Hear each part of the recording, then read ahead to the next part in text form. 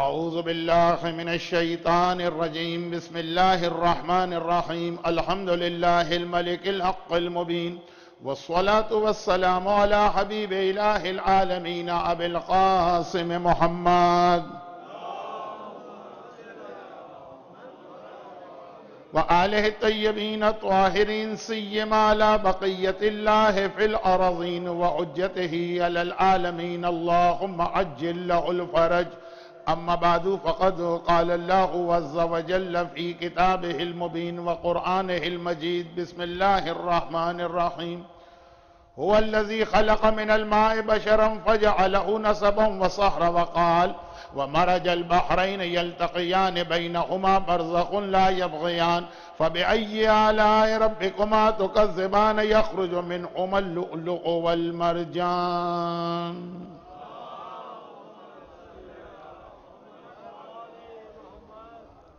شخصیتوں کا جشن ہے جو کل گزر گئی. یسٹرڈے وہ جناب قاسم کے حوالے سے تھا اور آج مالک عصمت صغرا ثانی زہرا جناب زینب کبریٰ سلام اللہ علیہا کی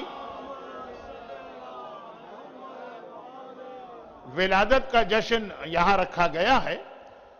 خاندان اہل بیت کی تقریباً تمام خواتین. اب یہاں پہ اسلام کا ایک بہت اہم مسئلہ حجاب کا آتا ہے جس کو میں آج ٹچ نہیں کر رہا ہوں، لیکن مین فیکٹر حجاب بھی ہے جس کی وجہ سے خاندان اہل بیت کی جتنی بھی اہم خواتین ہیں نہ ان کی ولادت کی کوئی اس انداز کی کنفرم تاریخ ہمارے پاس آتی ہے جیسے معصومین کی ولادت کی تاریخیں ہمیں معلوم، اور نہ ہی ان کی شہادت و وفات کی تاریخیں آتی ہیں، اور نہ ہی یہ پتہ چل پاتا ہے کہ ان کو کہاں پہ دفن کیا گیا. چلیں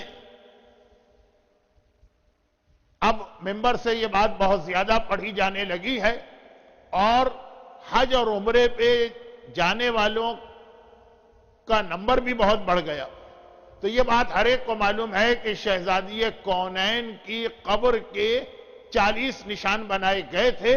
ایکچول قبر کہاں پر ہے پورے یقین کے ساتھ کوئی نہیں کہہ سکتا. ہاں مدینے میں ہے لیکن کہاں پہ.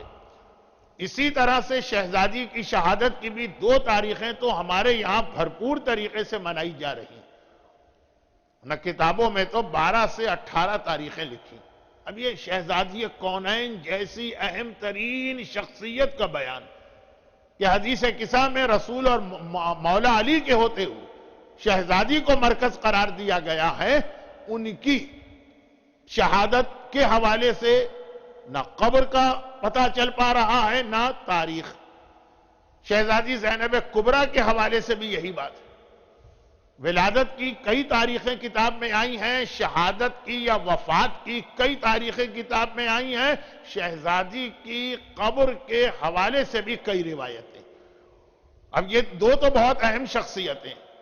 اس کے بعد کربلا کے حوالے سے ہی آپ خاندان اہل بیت کی مختلف بیویوں کو دیکھ لیجئے. کتنی بیویاں ایسی ہیں کہ جن کی قبر یا جن کی وفات کی تاریخ ہمارے پاس اس طرح سے ہو کہ آدمی کو یقین سا ہو جائے. تو شہزادی زینب کی ولادت کے لیے بھی کئی تاریخیں ہیں، جن میں سے ایک تاریخ جو پاکستان کے اندر تو بالکل کنفرم تاریخ سمجھ کے منائی جاتی ہے وہ ہے 1 شعبان. ثانی زہرا کے اس ٹریول کی جو مدینے سے شروع ہوا اور سیریا میں ختم ہوا. مدینے میں برتھ ہوئی ہے ولادت اور سیریا میں زیادہ معتبر روایت کے اعتبار سے یا زیادہ فیمس روایت کے اعتبار سے شہادت ہوئی.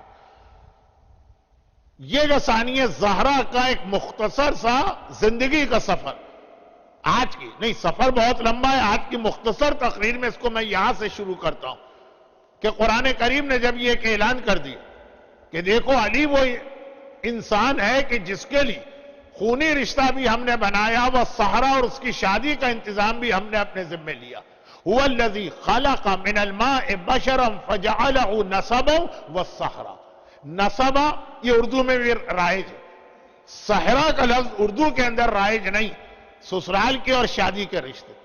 اور اس شادی کے رشتے کا نتیجہ قرآن کریم نے جہاں روک دیا وہاں پہ رکنا تو نہیں چاہیے. وہ کامن سینس کی بات ہے, 2+2 4 ہوتے. تو قرآن نے کیا کہا کہ یہ 2 رشتے ہم نے علی کے لیے بنائے, اور پھر اس رشتے کا نتیجہ کیا نکلے گا وہ سورہ رحمان کی وہ آیت جسے بھرپور طریقے سے میں کل کی تقریر میں تلاوت کروں. لیکن خلاصہ یہ ہے کہ پھر جو یہ شادی کا رشتہ بنا تو اس کے نتیجے میں یخرج منہما اللؤلؤ والمرجان, تمہارے سامنے موتی آ رہے ہیں, تمہارے سامنے مرجان آ رہا. جو روایتوں میں ہے کہ ایک سے مراد آقا حسن, ایک سے مراد آقا حسین, لیکن جب نور کے اور طہارت کے اور عصمت کے یہ دریا ملیں گے تو یہاں جو بھی ہمارے سامنے آئے گا وہ موتی ہی ہوگا, وہ مرجان ہی ہوگا. قرآن نے جہاں پہ بات کو روکا, تاریخ اسلام نے بات کو آگے بڑھایا کہ اس شادی کے نتیجے میں خالی حسن ہی نہ ملے علی کو, خالی حسین ہی نہ ملے, اس کے فوراً بعد زینب کبریٰ بھی عطا ہوئی ہے. وہ اسی شادی کا نتیجہ ہے. علی اور فاطمہ کی شادی کے نتیجے میں زینب ہمارے سامنے آئی ہیں. اور قرآن کے سورہ کہف کی وہ آیت جو مولا کے لیے نہیں, وہ ہمارے اور آپ کے لیے ہے, لیکن بہرحال اس کو ہم کسی حد تک مولا کے حوالے سے بھی تلاوت کر سکتے ہیں. دیکھیں حسن اور حسین تو معصوم, حسن اور حسین تو اسی نور کے ٹکڑے. اب آئیے قرآن کے سورہ کہف کی وہ آیت.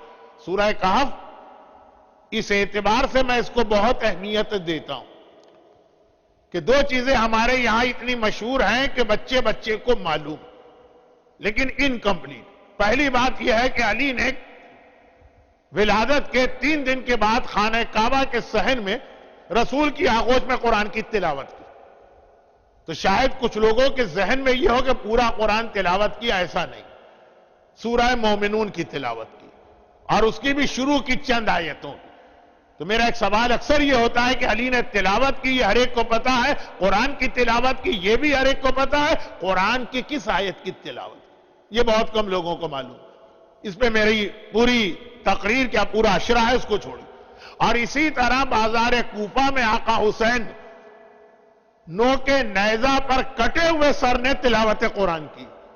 اس تلاوت قرآن کا مقصد, بھئی مولا نے کیوں تلاوت کی, بہت سارے مقصد ہو گئے, جن میں سے ایک تو ابھی ہم نے اور آپ نے قصیدے میں سنا, میں بھی سن رہا. آقا حسین کی بازار کوفہ میں تلاوت کا مقصد زینب کبریٰ کے حجاب کو بچانا. زینب کا ذکر ہے, حجاب کی بات آئے گی, لیکن مجھے معلوم ہے کہ بہرحال آج اتنی خواتین نہیں ہوں گی کہ جتنی ویکینڈ میں ہوں گی تو اس موضوع کو اس وقت کے لیے رکھا جائے. آج تو وہی آ رہی ہوں گی بیچاریاں جو آلریڈی حجاب کر رہی. لیکن زینب کبریٰ کے حجاب کو بچانے کے لیے آقا حسین نے بازار کوفہ جس سورہ کی تلاوت کی, وہ کون سا سورہ تلاوت قرآن کی, یہ ہر ایک کو معلوم ہے, اس کے اندر کسی دلیل کی ضرورت نہیں. لیکن کون سا سورہ تھا, سورہ کہف تھا. یقیناً یہاں بھی پورا سورہ نہیں پڑھا گیا, لیکن بہرحال پورے قرآن کے 114 سوروں میں سے سورہ کہف کا سلیکشن بتا رہا ہے کہ اس میں کوئی میسج, اور ایک میسج اس کا وہ ہے جس کو میں ثانیہ زہرا سے بھی ملا رہا ہوں. اصل میں وہ ہمارے اور آپ کے لیے ہے, لیکن اصول جو قرآن بتا رہا وہ علی کے گھر کے لیے بھی. اور وہ کیا ہے, المال والبنون زینت الحیات الدنیا, لیکن والباقیات الصالحات خیر عند ربک ثواب و خیر عملا. خود آیت کے ترجمے میں ہی 2 منٹ گزر جائیں گے.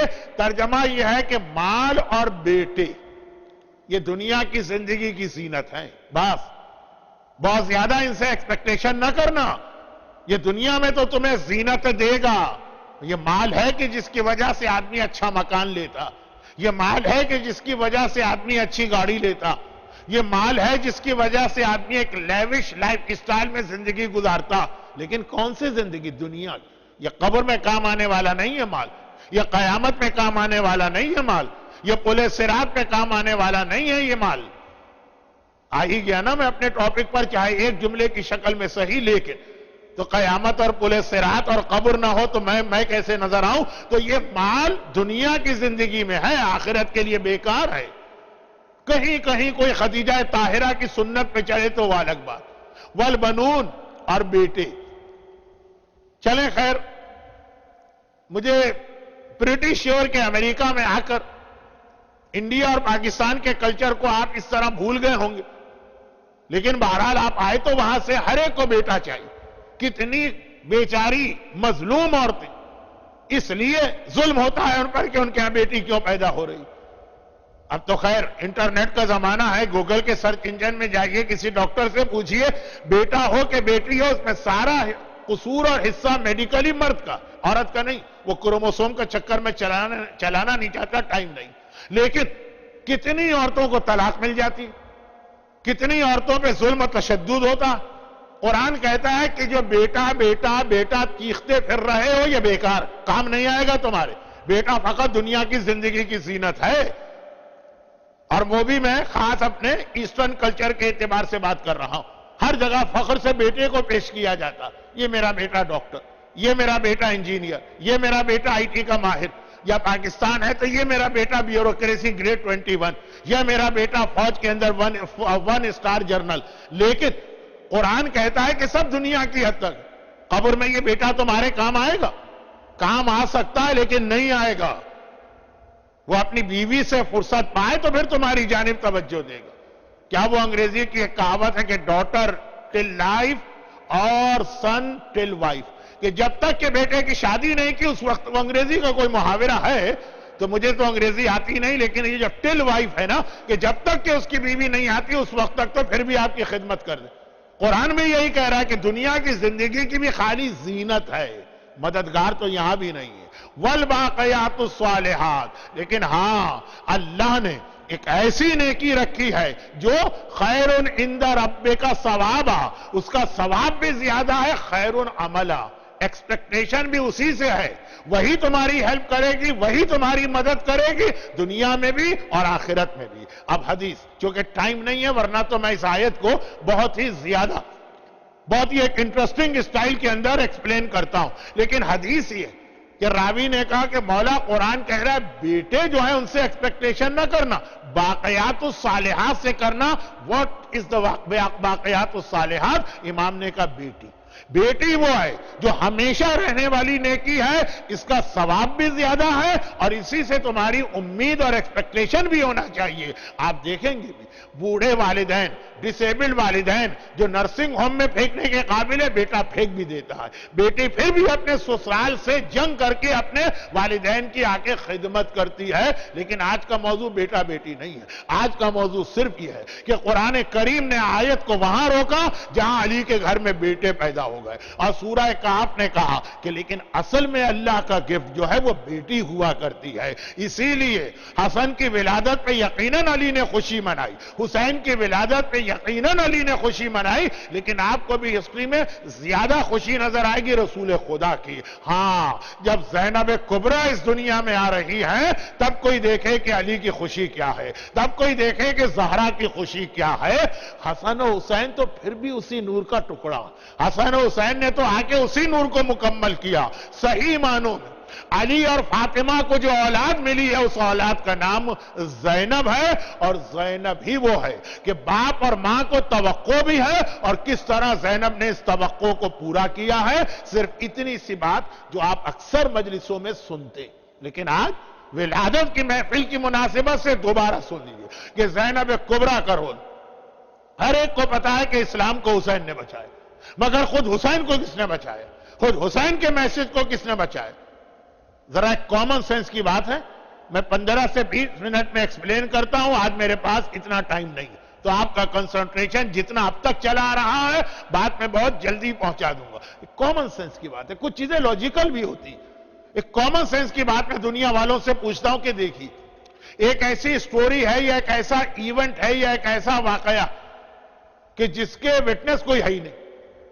مثلا وہ ایک ڈیزرٹ میں اور جنگل میں پیش آیا جیسے کربلا کا ڈیزرٹ, وہاں دور دور تک کوئی پاپولیشن یا کوئی آبادی نہیں, جتنے بھی آئی وٹنس تھے وہ سب کے سب شہید کر دیے گئے. اب جو بھی ہے وہ خالی یزید کی پارٹی, حسین کی طرف سے صرف ایک سجاد, سامنے جو ہے یزید. اور خالی ایسا بھی نہیں, پھر اس واقعے کو یزیدیت نے 1400 سال تک اپنے حساب سے انٹرپریٹ کیا, اور ہر وہ چیز کربلا کے اگینسٹ یوز کی گئی. میڈیا کربلا کے اگینسٹ یوز ہوا, جمعے کے خطبے کربلا کے اگینسٹ یوز ہوئے, مجتہدین اور علماء، ہمارے نہیں، یزیدیوں والا، ان کے فتوے کربلا کے اگینسٹ یوز ہوئے، خزانے کے منہ کھول دیے گئے، پیسہ پانی کی طرح بہایا گیا تاکہ کربلا کے واقعے کو چھپایا جائے، ہسٹری کو ٹویسٹ کیا گیا، کربلا کے خلاف کتابیں لکھی گئی۔ پاکستان کے جو لوگ، جو ایج گروپ میری مجلس میں آتا، لینگویج بیریئر کی وجہ سے یوتھ تو نہیں آتے ہیں تو بات سمجھ میں بھی آ جاتی، تو جو میرے سامنے آ رہا، آپ نے ریسنٹلی یعنی اپنی جوانی میں ضیاء الحق کا زمانہ دیکھا کہ جہاں صاف صاف چاہے شاہ بلیغ الدین ہو اور چاہے دوسرے لوگ ہو، پورے کربلا کے واقعے کا ڈینائل ہوا اور پورا میڈیا ساتھ میں، پوری گورنمنٹ ساتھ میں، اور یہ آج کی بات نہیں ہے، یہ یزید کے زمانے سے آج تک چلا رہا۔ پھر بھی کربلا زندہ، پھر بھی کربلا بچے بچے کو معلوم ہے، پھر بھی وہ سب لوگ مٹ گئے، ان کا نام و نشان ختم ہو گیا۔ ڈاکٹر اسرار احمد جو کربلا کے سب سے بڑے مخالف تھے، وہ بھی آخری زندگی میں کہنے لگے کہ نہیں بھائی، لوگوں کو مس انڈرسٹینڈنگ ہوئی ہے، میں کربلا کی اگینسٹ نہیں تھا، تو یہ سب ختم ہو گئے، کربلا اب تک زندہ۔ جبکہ لاجک اور کامن سینس کہتا ہے کربلا کا واقعہ چھپ جانا چاہیے، میڈیا اگینسٹ ہے، کتابیں لکھی جا رہی، فتوے دیے جا رہے، خزانے کے منہ کھولے جا رہے، ہر حکمران کربلا سے ڈرتا، ہر حکمران، کیونکہ کربلا جو ہے نا مظلوموں کو ظالم حکمران سے لڑنے کی طاقت عطا کرتی ہے، ہر ایک کربلا سے ڈرتا، پھر بھی کربلا ہر ایک کو معلوم ہے، جبکہ اس کی آئی وٹنس بھی نہیں۔ اور جو واقعہ مسلمانوں کے تو بچے بچے کو معلوم ہونا چاہیے، وہ غدیر کا واقعہ، کیوں؟ اس لیے کہ غدیر کے واقعے کے رپورٹر ہے 120,000، 1,20,000 اصحاب رسول۔ غدیر کے واقعے کے اندر میکسیمم اصحاب رسول تھے۔ بدر کی لڑائی ہر ایک کو معلوم ہے نا کتنے تھے؟ 313 وٹنس۔ احد کی لڑائی ہر ایک کو معلوم ہے کتنے وٹنس ہیں؟ 700۔ رسول نے اعلان رسالت کیا، کتنے لوگوں نے سنا؟ 40۔ جس کے وٹنس 40 ہیں، جس کے وٹنس 5 ہیں، جس کے وٹنس 100 ہیں، جس کے وٹنس 400 ہیں، اس کو سب جانتے ہیں۔ ہر مسلمان جانتا ہے رسول نے اعلان رسالت کی، ہر مسلمان جانتا ہے رسول نے ہجرت کی، ہر مسلمان جانتا ہے کہ رسول نے بدر میں حصہ لیا۔ اور 120,000 رپورٹر جس واقعے کو مل جائیں، غدیر کا واقعہ 1,20,000 اصحاب رسول ہے، اور حج کر کے آئے ہیں۔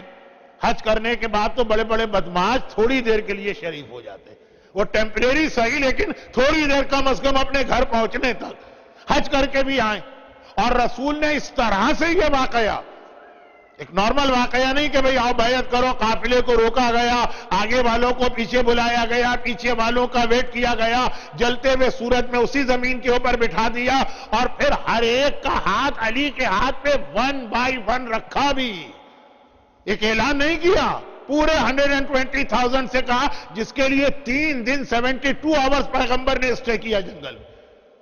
یہ واقعہ کون بھول سکتا؟ بھول گئے مسلمان۔ آج اگر ایک نارمل مسلمان وہ یہ کہتا ہے مجھے غدیر نہیں معلوم، تو وہ جھوٹ نہیں بول رہا، وہ دشمنی میں یہ نہیں کہہ رہا، واقعاً اس کو غدیر نہیں معلوم، کسی نے اس کو غدیر نہیں بتائی۔ تو لاجک کامن سینس ایک چیز ہے کہ 120,000 اصحاب رسول حج کرنے کے بعد جس واقعے کے رپورٹر بنے، وہ واقعہ بالکل چھپ گئے، اور کربلا کا واقعہ جس کا کوئی رپورٹر نہ تھا سوائے یزیدیوں کے، وہ واقعہ مسلمانوں کے بچے بچے کو معلوم۔ تو بھئی کوئی تو اس کے پیچھے لاجک ہوگی نا، یہ کیسے ممکن ہوا؟ میں بہت ہی شارٹ میں بریف کہتا ہوں، اس کا ایک ہی جملہ کافی ہے، وہ یہ کہ غدیر کو 120,000 رپورٹر بے شک ملے ہوں گے، سارے کے سارے فیوریبل فیکٹر تھے غدیر کے واقعے کے، مگر غدیر کو کوئی زینب نہ ملی، اور کربلا کے لیے سارے نیگیٹو فیکٹر تھے، مگر کربلا کو ایک زینب مل گئی جس نے قیامت تک کے لیے کربلا کو بچا لیا۔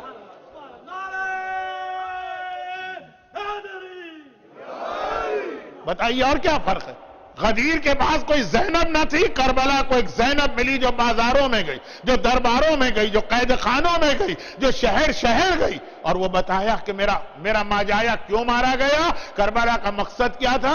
اب یہ تو ہم نے دوست بن کر بات کہی، لیکن دشمن بھی اس چیز کی گواہی دیتا، دشمن بھی۔ اب دشمن مثلا صدام، بہت مشہور صدام کا جملہ ہے، لیکن چونکہ بہت شارٹ ہے اس لیے میں اس کو ریپیٹ کر رہا ہوں، ورنہ 45 منٹ کی سپیچ میں پرانی اور سنی ہوئی باتیں دہرانا اچھا نہیں لگتا۔ بہت ہی مشہور جملہ یہ، چونکہ میں یہ چاہتا ہوں کہ ہمارے بچے اور نوجوان یہ سمجھے کہ ایسا نہیں ہے کہ اسلام میں ساری چیزیں 1000 سال پرانی، اب تک کرنٹ افیئر بات سیریا سے شروع کی، صدام ہمارے زمانے کا دشمن. ایک جملہ اور کہہ دوں یہاں پہ، یہ صدام جیسے لوگ اکثر ایک جملہ کہا کرتے تھے یزید کو یاد کر کے. یہی جملہ ہم اور آپ کہتے ہیں آقا حسین کو یاد کر کے. کل آقا حسین کا ذکر کل ہوگا، لیکن بہرحال یہ ایک جملہ سیم صدام بھی کہتا تھا. اور صدام سے مطلب ناٹ اونلی صدام سے لے کے متوکل سے لے کے اس سے پہلے تک جتنے دشمنان اہل بیت ہیں سب یہ جملہ کہتے تھے. دشمنان اہل بیت کے ٹاپ والے، اور جتنے محبان اہل بیت ہیں وہاں ٹاپ سے لے کے بچہ تک وہ بھی ایک جملہ کہتا ہے. صدام یزید کو یاد کر کے وہ بات کہتا ہے، ہم حسین کو یاد کریں. مگر ہماری ساری بات خالی زبان تک ہے، پھر ہم رکے رہتے ہیں، آگے نہیں بڑھتے. اور یہ لوگ جملہ کہتے ہیں پھر اس کے حساب سے عمل بھی کرتے ہیں. وہ کیا جملہ؟ فَيَا لَيْتَنِي كُنْتُ مَعَكُمْ. ہم بھی آقا حسین کو یاد کر کے کہتے ہیں کاش آقا حسین میں آپ کے ساتھ ہوتا. بھئی یہ کہتے ہیں اور اپنی جگہ چپ رہتے ہیں. بھئی کیا مطلب اس کا آپ کے ساتھ ہوتا؟ اگر آپ کے ساتھ ہوتا اس کا مطلب یہ کہ مجھے اپنی عورتوں کو حجاب کرانا ہوتا. یہ جو بیوٹی پارلر سے تیار ہو کے ہماری خواتین آتی ہیں، کہ کربلا میں زینب کبریٰ کے ٹینٹ میں جگہ تھی ان کے لیے. فَيَا لَيْتَنِي کاش میں آپ کے ساتھ ہوتا. جو ٹائم نہیں ہے تو ایک ہی جملہ کافی. مردوں کے حوالے سے ذرا مشکل ہے بات کرنا، وہ سامنے بیٹھے گھور رہے ہوتے ہیں تو میں بھی ڈر جاتا ہوں. لیکن خلاصہ یہ کہ ہم یہیں رک جاتے ہیں. لیکن میں کہوں گا، میں ڈرتا نہیں ہوں، میں کہوں گا آج وقت نہیں ہے. فَيَا لَيْتَنِي كُنْتُ مَعَكُمْ. ہم نے آقا حسین کو یاد کر کے بار بار کا زندگی بھر کا. اس کے بعد پھر آگے اس کا فالو اپ کیا؟ متوکل نے بھی یہی جملہ کہا تھا یزید کو یاد کر کے. اتنا وہ دشمن تھا اہل بیت کا. اے یزید کاش میں تیرے ساتھ ہوتا. پھر وہ چپ نہیں بیٹھا، اس نے آگے بڑھ کے فالو اپ کیا کہ میں کربلا میں نہیں تھا لیکن آج میں ہوں، تو مجھے یزید کو سروس دینا. یزید نے حسین کے جسم پہ حملہ کیا. اب حسین تو نہیں ہے، حسین کا روضہ ہے، میں حسین کے روضے پہ اٹیک کروں. وہ جو جملہ اس نے کہا نا، اس کے حساب سے اس نے عمل کیا. اور یہی صدام، یزید کو اس نے بہت ہی تھورو اسٹڈی کیا تھا، اور اکثر اس کو یاد کر کے جملہ کہتا تھا فَيَا لَيْتَنِي كُنْتُ مَعَكَ. اے یزید کاش میں تیرے ساتھ ہوتا. خالی یہ کہہ کے نہیں خاموش ہوا. پھر اس نے اپنے دل میں سوچا کہ آج میں یزید کو کیا سروس دے سکتا ہوں، جو اصل میں آقا حسین کے شیعہ کو آج سوچنا. لیکن یہ کل کی تقریر کا عنوان بنے گا. آج اتنی سی بات، کیا میں کر سکتا ہوں؟ روزوں پہ اس نے اٹیک کی، عزاداری کو اس نے مٹایا، زیارت پہ اس نے، یہ وہ اپنے حساب سے وہ سروس دے رہا یزید کو. اور اسی میں ایک چھوٹا سا اس کا جملہ، جب شہید باقر صدر جیسے عظیم مرجع اور عالم کو گرفتار کر کے شہید کیا گیا. میں بہت ڈرتا ہوں کہ اگر ذرا سی ڈیٹیل میں چلا گیا تو 15 منٹ اس میں چلے جائیں گے، جبکہ اس وقت نہ ٹائم ہے نہ ضرورت. تو ساتھ میں ان کی بہن سیدہ آمنہ، جو بنت الہدا کے ٹائٹل سے زیادہ مشہور ہیں، ان کو بھی گرفتار کیا. اور باقر صدر کی شہادت کے بعد بڑی ٹریجک شہادت تھی، لیکن چونکہ اب یوٹیوب پر آپ کو یہ سارے کلپ مل جائیں گے اور حالات مل جائیں گے تو ضرورت نہیں ہے میں آپ کا ٹائم ویسٹ کروں. اس کے بعد اب اس نے اسی وقت سیدہ آمنہ کے بھی، بنت الہدا شہید صدر کی بہن، ان کی بھی موت کا حکم جاری کیا کہ ان کو بھی مارو. تو کسی نے مشورہ دیا، یہ ارلی 80s کی بات، جب حالات دنیا کے بہرحال پھر بھی ایسے تھے کہ ہیومن رائٹس کے نام پر دشمنوں کو بھی ہمارے فیور میں بولنا پڑتا تھا. لوگوں نے کہا، اس کے ساتھیوں نے جو اس کے رائٹ لیفٹ بیٹھنے والے، کہ دیکھو یہ غلطی نہ کرو. عورت کی شہادت، عورت کو اس انداز سے قتل کرنا ایک بڑا ایشو بن جائے. ہمارے اپنے جو فیور والے، جو بڑے بڑے ہم کو سپورٹ کرنے والے، وہ بھی اس مسئلے میں ہم کو سپورٹ نہیں کریں. ایسا کیوں نہیں کرتے ہو کہ اگر تم کو ان سے ڈر لگ رہا ہے تو ان کو جیل میں ڈال دو. ایکس ٹیمپو صدام کی زبان پہ ایک جملہ ہے. اس نے کہا کہ کیا تم چاہتے ہو میں وہی غلطی کروں جو یزید کر چکا، کہ بھائی کو شہید کیا، بہن کو شہید نہ کیا، جیل میں ڈال دیا. اس جیل میں بیٹھ کے زینب نے وہ جہاد کیا کہ قیامت تک کے لیے نام یزید داخل دشنام ہو گیا. یہ صدام کہہ رہا ہے کہ میں وہ غلطی نہیں ریپیٹ کروں گا. بھائی کو شہید کر کے بہن کو زندہ چھوڑنا، چاہے وہ جیل ہی میں کیوں نہ ہو، چاہے وہ ایسی سخت جیل ہی کیوں نہ ہو جو یزید کی تھی، جہاں سے کوئی زندہ نہیں نکلتا، پھر بھی زینب کبریٰ نے اس جیل میں بیٹھ کر اتنا بڑا ریولیشن اور انقلاب برپا کیا. یہ دشمن کہہ رہا. ادھر غدیر اور کربلا کو ہم کمپیئر کرتے ہیں تو ہمارا ایمان کہتا کہ زینب نے کتنا اہم رول پلے کیا ہے، اور یہیں پر ہمارے سامنے ایک بہت ہی اہم آبجیکشن ہوتا ہے اسلام پر، اس کے حوالے سے ایک بات آ جاتی۔ جب ہم لوگ حجاب پر زیادہ مجلسیں پڑھتے ہیں، جب ہم لوگ مکس گیدرنگ کو کنڈیم کرنے پر، ہماری برتھ ڈے مکس گیدرنگ ہوتی ہے، ہمارے ہاں شادی مکس گیدرنگ ہوتی ہے، ہمارے ہاں حتیٰ 22 رجب کی نیاز مکس گیدرنگ ہوتی ہے، تو جب اس کے خلاف مجلسیں پڑھی جاتی، تو ایک سوال اکثر لوگ کرتے ہیں کہ مولانا یہ 1400 سال پہلے یا 100 سال پہلے نہیں، یہ 21 سینچری کا شکاگو، یہ 21 سینچری کا مثلا نیو یارک ہے یا ٹورنٹو ہے یا ٹوکیو ہے یا سڈنی، آپ ہمیں کنویں کا مینڈک بنانا چاہتے ہیں۔ آج کی life survival of the fittest کی لائف ہے، جیسی عورت کی ٹریننگ آپ اپنی مجلسوں میں بتاتے ہیں کہ وہ حجاب کرے، وہ بغیر ضرورت گھر سے باہر نہ نکلے، اگرچہ ہم یہ نہیں کہتے ہیں، لیکن حجاب اور مکس گیدرنگ، تو ایسی عورت آج سروائیو نہیں کرے گی۔ وہ بیچاری گھر میں بیٹھنے والی تو اتنی سمپل ہو جائے گی جیسے پاکستان میں پہلے 100 سال پہلے ہوتی، کیا کہتے تھے، اللہ میاں کی گائے۔ گائے جب سینگ مارتی ہے تو دیکھا کریں، لیکن خیر وہ تو آپ ہمارے گھر کی سٹوری ہے۔ ابھی تو ہم بات کر رہے ہیں ان جرنل، جو لڑکی مکس گیدرنگ میں نہ آئے، کوئی ایجوکیشن میں تعلیم حاصل نہ کرے، سیلف کانفیڈنس کھو دیتی، اس کو بولنا نہیں آئے گا۔ جب کبھی نامحرم سے بات کرنا پڑے گی تو یہ اس کے لیے پاسبل نہیں ہوگا، اور آج کی زندگی میں قدم قدم پہ اس کو گھر سے نکلنا۔ میں نے کہا غلط ہے، یہ آپ کی ٹریننگ کی غلطی تو ہو سکتی ہے، لیکن اسلام میں حجاب کا یہ کنسپٹ ہی نہیں کہ عورت گھر سے نکلے تو دونوں طرف پردے لگائے جائیں، اور سواری میں بیٹھنے تک دونوں طرف پردے ہوں، اور سواری میں عورت جو پہلے زمانے میں وہ ڈولی وولی ہوتی تھی اس میں پتھر بھی رکھو تاکہ اٹھانے والوں کو پتہ بھی نہ چلے کہ ویٹ کیا۔ لیکن یہ اسلام نہیں ہے۔ جو اسلام ہے وہ صرف ایک پراپر حجاب اور مکس گیدرنگ کو اوائڈ کرنا۔ لیکن میں کہتا ہوں جیسے آپ بات کر رہے ہیں زینب کبریٰ کی سیرت، اس کا جواب ہماری اور آپ کی عورتوں کے لیے اسلام نے اتنا اسٹرکٹ حجاب نہیں رکھا۔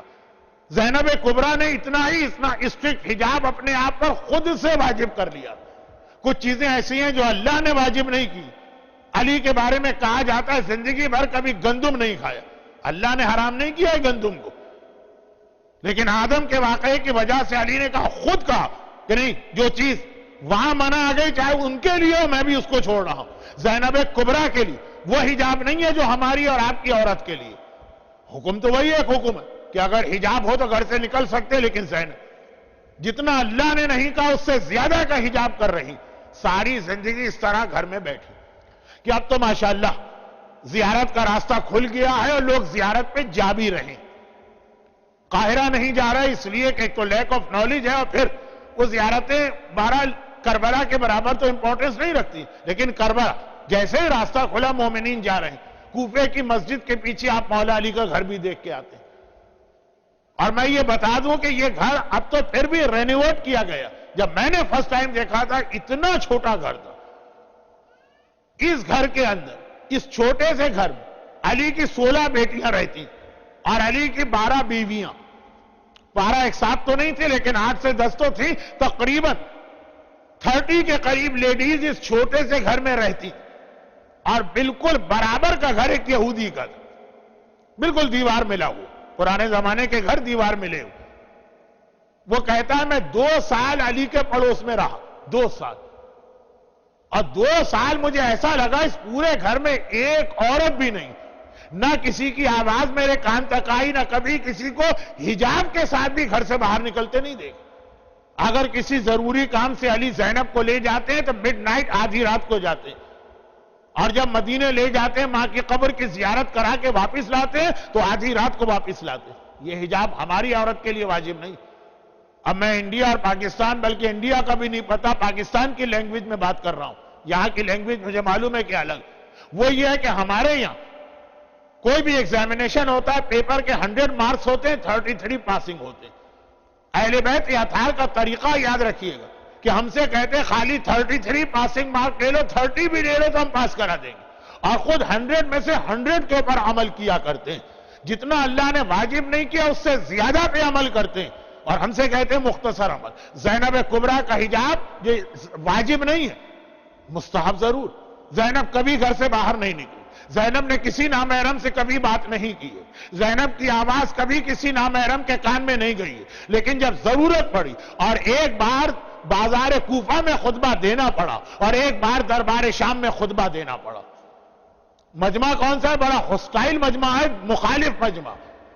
محبت کرنے والے مجمع میں بھی پہلی اسپیچ جس کو دینا پڑے اس سے پوچھیے۔ آسان نہیں ہے اسپیچ دینا، ٹانگیں کانپتی، زبان لڑکھڑاتی ہے۔ مردوں کی میں بات کر رہا ہوں جو ساری زندگی گپ شپ کے بک بک کے عادی ہیں، مسجد تک کے اندر، وضو خانے تک میں، امام باڑے تک میں ان کی زبان نہیں رکتی، بولنے کے عادی، لیکن کراؤڈ کے سامنے بولنا یہ بہت بڑا مسئلہ۔ فرسٹ ٹائم زینب کبریٰ فرسٹ ٹائم خطاب کر رہی، گھر میں بیٹھنے والی عورت ہے، اور ایسے مجمع کے سامنے جو دشمنوں کا مجمع ہے، جو ہوسٹائل مجمع ہے، جو زینب کے خلاف اس وقت کلیپنگ بھی کر رہا، نعرے بھی لگا رہا، لیکن اب دیکھیے زینب کا انداز، نہ کبھی آواز میں لڑکھڑاہٹ ملے گی، نہ کبھی آپ کو گفتگو سیکوینس سے ہٹ کے نظر آئے گی، نہ کچھ ایسا لگے گا کہ مینٹلی کسی ٹینشن میں ہے۔ کیا خطبہ دیا کہ نابینا اصحاب رسول کہنے لگے کہ علی تو 20 سال پہلے انتقال کر گئے تھے، دوبارہ علی کیسے آ گئے؟ کہا تمہیں کس نے بتایا علی آ گئے؟ تمہیں کس نے بتایا علی آ گئے؟ کہا کہ جو تقریر میں سن رہا ہوں یہ تو مسجد کوفہ میں ممبر سلونی پہ سنا کرتا تھا، وہی جملے، وہی اسٹائل، وہی میٹر، وہی انداز۔ یہ دربار، یہ بازار کوفہ، اور وہ دربار شام ہے جہاں ایک سے ایک وی آئی پیز بیٹھے ہیں، وزیر بھی ہیں، سفیر بھی ہیں، فوجی بھی ہیں، باہر کے ایمبیسیڈر بھی ہیں، اور یزید اپنی شو آف پاور کر رہا، اپنی فوج کو لے کے سامنے آیا۔ زینب کا خطبہ دیکھی تو اب گھر میں بیٹھ کر حجاب کی عالم میں زندگی گزارنے سے عورت اس انداز کی نہیں بنتی ہے جتنا لوگ شو کرنے کی کوشش کرتے ہیں۔ زینب کبریٰ کی سیرت ایک پیغام ہے کہ زینب کبریٰ یہ میسیج ہے کہ حجاب میں رہ کر بھی عورت بڑے سے بڑا ریولیوشن لا سکتی ہے، حجاب میں رہ کر بھی عورت اس طرح سے معاشرے کو چینج کر سکتی ہے۔ تو حجاب نہ کرنے کے لیے کوئی اور ایکسکیوز ڈھونڈیے، یہ والا ایکسکیوز لے کے نہ آئیے کہ اگر حجاب نہ ہو اور یہ کوئی ایجوکیشن اور مکس گیدرنگ کا پرابلم اگر ہم اس طرح فالو کریں تو ہماری بچیاں بہت ویک رہ جائیں گی، ہماری بچیاں اپنے کانفیڈنس کھو دیں گی۔ زینب کی سیرت، ٹائم کم، باتیں بہت ساری ہیں، زینب کی سیرت کے حوالے سے جو سب سے اہم بات مجھے آج کہہ کے ختم کرنا ہے، اسی سے کنیکشن ملے گا کل کی گفتگو کا، اور وہ یہ، ویسے میرا ارادہ تھا کہ یہ 5 اسپیچز میں مختصر 5 شادیوں کا ذکر بھی کروں گا، تو آج جناب زینب کبریٰ کی شادی کے حوالے سے بات کرنا تھی، لیکن اب وقت نہیں رہا ہے، تو انشاءاللہ زینب کبریٰ کی شادی میں ایک امپورٹنٹ میسج ہے، ریمیننگ 3 اسپیچز میں کہیں پہ اس کا ذکر آئے گا۔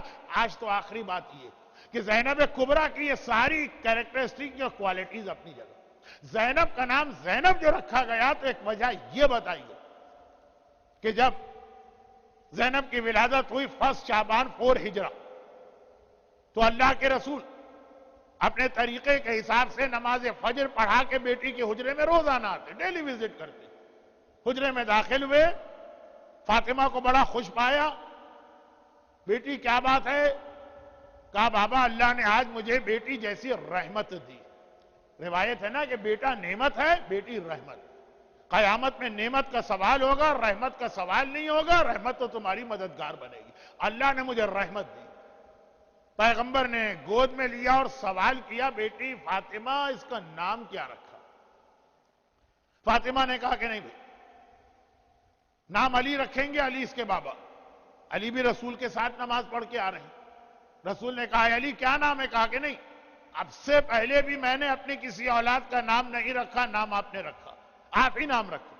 پیغمبر نے چہرہ دیکھا اور کہا کہ یہاں تو سوچنے کی ضرورت بھی نہیں، اس بچی کا چہرہ ہی اس کے نام کو بنا رہا ہے، ذرا دیکھو علی کس طرح سے یہ تمہاری شبیہ ہے، خالی شبیہ ہی نہیں ہے، یہ تمہارے لیے آگے چل کر زینت بنے گی، اس لیے اس کا نام ہی زینب ہو گیا۔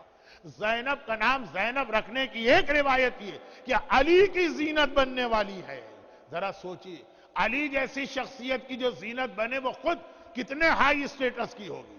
بھئی آپ کا ایک چھوٹا سا گھر ہے، پرانا سا گھر، اس میں آپ کو کوئی ڈیکوریشن کرنا ہو چھوٹی چیز چل جائے گی. جتنی شاندار بلڈنگ ہوگی، جتنی شاندار آپ کے پاس چیز ہوگی، اس کو زینت دینے کے لیے اتنی ہی شاندار چیز چاہیے ہوتی ہے، تب زینت ملا کرتی ہے. اس کائنات میں اگر رسول خدا کے بعد علی سے زیادہ افضل و شان و شوکت والا کوئی نہیں ہے تو جو بیٹی علی کے لیے زینت بن کے آ رہی ہے. یہی وجہ کہ جو علی کی سب سے بڑی خصوصیت وہی زینب کی بھی سب سے بڑی خصوصیت. اور جیسا میں نے کہا کہ اس جملے کو کل کی نیکسٹ مارننگ یعنی ٹمارو کی اسپیچ سے کنیکٹ ہونا ہے، اس لیے یہ بیان کرنا ضروری ہے. آل دو 43 منٹس ہو چکے ہیں، ختم ہوتے ہوتے 46 ہو جائیں گے، مگر 1 منٹ زیادہ یہ جملہ پورا ہو جائے. علی کی سب سے بڑی خصوصیت علی کا علم. علم علی جو ہے وہ علی کی سب سے بڑی خصوصیت قرآن نے بھی ڈکلیئر کی اور پیغمبر بھی. اب اس کی حدیثیں بھی میں پڑھ سکتا ہوں لیکن اس مجمع کے سامنے ضرورت نہیں. زینب کی سب سے بڑی خصوصیت زینب کا علم. آخر میں بات جہاں پہنچاؤں گا اس سے پہلے ایک چھوٹی سی بات. بعض علماء نے کتابوں میں یہ مشہور روایت نقل کی کہ جب علی کوفے کے اندر خلیفہ وقت کے طور پہ تھے تو زینب کبریٰ اپنے گھر میں کوفے کی لیڈیز کو باقاعدہ طور پہ ایک حوزہ علمیہ سیٹ اپ کیا تھا. یعنی ایسا نہیں یہ جیسے آج کی اسپیچ ہے لوگ آ کے جمع ہو گئے سنا چلے گئے، نہیں، باقاعدہ ایک آرگنائز وے میں ایک مدرسہ یا اسکول. ہفتے میں 7 میں سے 6 دن کے وقت زینب کبریٰ مختلف ٹاپکس اور سبجیکٹ، ایک دن قرآن، ایک دن حدیث، ایک دن تاریخ، ایک دن فقہ، ایک دن عقائد، اور قرآن بھی ایک ترتیب کے ساتھ. تو بعض علماء نے یہ واقعہ لکھا کہ دوپہر کے وقت وہ علی مسجد کوفہ میں بیٹھ کے خلافت کے معاملات طے کرتے. ایک دن کسی ضروری کام سے دن کے وقت آنا پڑا. دیکھا گھر بھرا ہوا، 4000 سے زیادہ عورتیں اس درس میں شریک ہوتی. زینب کبریٰ درس اسٹارٹ کرنے والی ہیں. علی بیٹی مجھے اپنے حجرے تک جانا ایک کام ہے. گئے، باہر آنے لگے، زینب نے روک دی. کہا بابا میری خوش قسمتی کہ آج اس وقت آپ یہاں تشریف لے آئے. باب مدینۃ العلم ہے، میرا دل چاہتا ہے کہ آج کی ایک کلاس 2 منٹ کے لیے صحیح، 3 منٹ کے لیے صحیح، آج آپ یہ کلاس کنڈکٹ کریں. میرے مولا مسکرائے. کہا بیٹی جو خلافت کی ذمہ داری میں نے اٹھائی ہے اس کی وہ مجھے روک رہی ہے، مجھے مسجد میں جانا ضروری. بیٹی نے کہا نہیں بابا چلے صرف ایک آیت کی تفسیر کر دیں. آج تفسیر قرآن کا دن. یہ واقعے کے اندر بہت سارے میسیج بہت آرگنائز طریقے سے زینب کے گھر میں کلاسز ہوتی ہیں اور ایک ترتیب سے قرآن پڑھایا جا رہا ہے. تو علی نے مسکرا کے کہا کہ بیٹی کہاں تک تفسیر قرآن پہنچی؟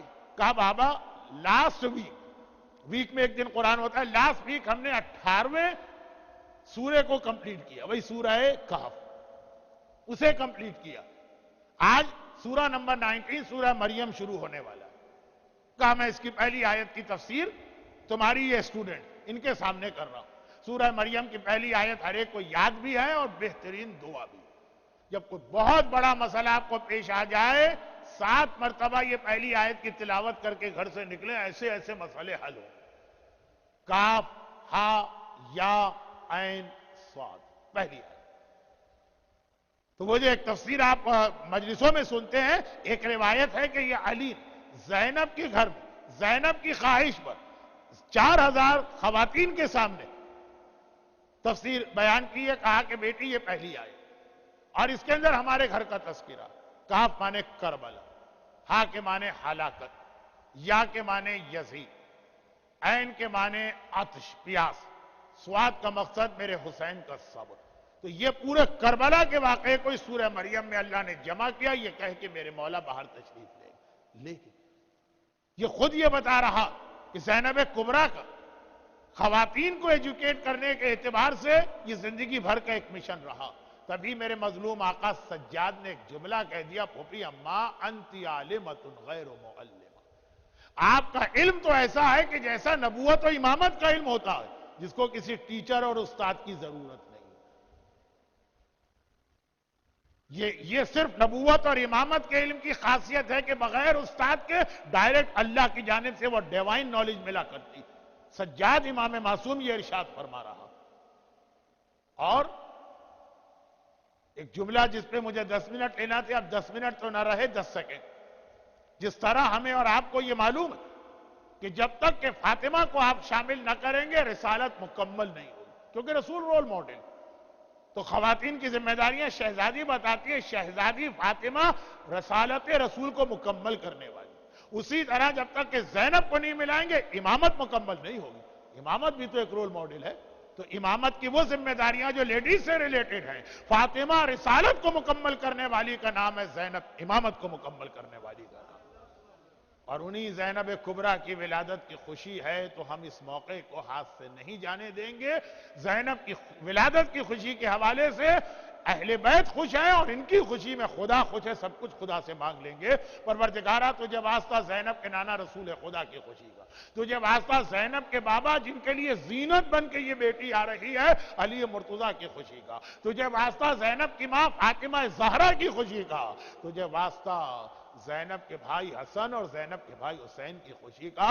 زینب کبریٰ کی اس ولادت کی خوشی کی مناسبت دنیا بھر کے صاحبان ایمان کو ساری خوشیاں نصیب فرما. وہ جس آفت و مصیبت و پریشانی میں ہو، چاہے وہ کوئی روزی کا مسئلہ ہو، چاہے کہیں ویزے کا مسئلہ ہو، چاہے کہیں اولاد نہ ہونے کا مسئلہ ہو، اور کہیں اولاد ہو گئی ہے مگر نافرمان ہے وہ مسئلہ ہو، کہیں بیماری کا مسئلہ ہو، خدا بندہ اس ولادت کی خوشی کی مناسبت سے صاحبان ایمان کی یہ تمام پریشانیاں دور فرما. اور خاص طور پر زینب اور زینب کے خاندان کی محبت کی وجہ سے جو صاحبان ایمان ظالموں کے ظلم کا نشانہ بن رہے ہیں، چاہے وہ بحرین ہو، چاہے وہ سعودی عرب ہو جہاں کے حالات تو آ بھی نہیں رہے، اور چاہے وہ سیریا اور شام، اور چاہے وہ افغانستان ہو، چاہے پاکستان، کراچی سے کوئٹہ، کوئٹہ سے ڈیرہ اسماعیل خان، وہاں سے پارا چنار، وہاں سے بلتستان، وہاں سے گلگت. خدا بندہ ان تمام صاحبان ایمان پہ ظلم کرنے والے کو یزید کی طرح سے ہمیشہ ہمیشہ کے لیے نیست و نابود فرما.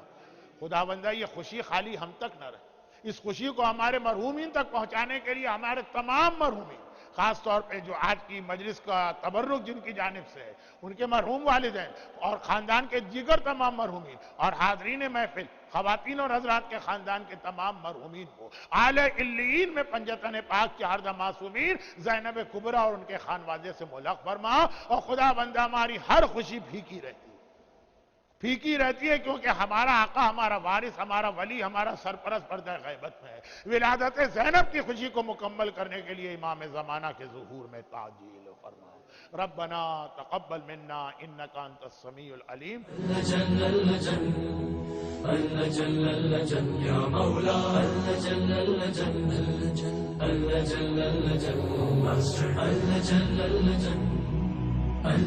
یا صاحب السماء اللجن